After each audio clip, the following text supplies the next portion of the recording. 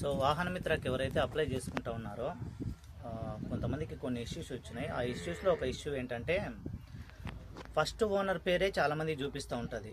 అంటే ఇప్పుడు సెకండ్ హ్యాండ్లో వెహికల్ కొనింటారు కదా, వాళ్ళకు వచ్చే ఇష్యూ ఏంటంటే వాళ్ళు కొత్తగా రిజిస్టర్ చేసుకొని ప్లాన్ చేస్తే అది ఆల్రెడీ వెహికల్ రిజిస్టర్డ్ అని వచ్చింది.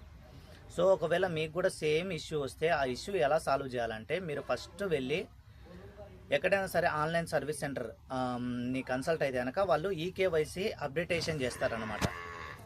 ఆ అప్డేట్ చేసిన అప్లికేషన్ తీసుకొని వచ్చి ఆ సర్వీస్ కాపీని దాంతోపాటు ఒక ఆధార్ కార్డ్ జిరాక్స్ ఇవ్వాలి. అది ఇస్తే కనుక ఆర్టీఓ ఆఫీస్లో అప్డేట్ చేస్తారండి. సో అప్డేట్ చేసిన వెంటనే వితిన్ 1 అవర్ లోపు అయితే ఆ ప్రాబ్లం సాల్వ్ అయిపోతుంది. ఓకేనా? దాని తర్వాత ఆరామ్సే మీరు వాహన మిత్రకి అప్లై చేసుకోవచ్చు. సో ఈ వీడియోను వీలైనంత త్వరగా షేర్ చేయండి, ఎందుకంటే ఇంకా చాలా ఈరోజు మాత్రమే టైం ఉందంట. ఇప్పటి వరకు అయితే సచివాలయం సిబ్బందులకు ఎట్లాంటి అప్డేట్ లేదనమాట. అంటే డేట్ ఎక్స్టెన్షన్ ఏదైనా ఇచ్చారా మేడం అని నేను అడిగితే, సార్ ఇదే సార్ ఈరోజే లాస్ట్ డేటు, ఇంతకు మించి ఏమి ఇవ్వలేదు, ఇప్పటికైతే మాకు ఎటువంటి అప్డేట్ లేదు దీని మీద అని చెప్పారు. సో కాబట్టి ఈ వీడియో వెంటనే షేర్ చేయండి, నేను ఇప్పుడే అప్లోడ్ చేస్తున్నాను. ఓకే.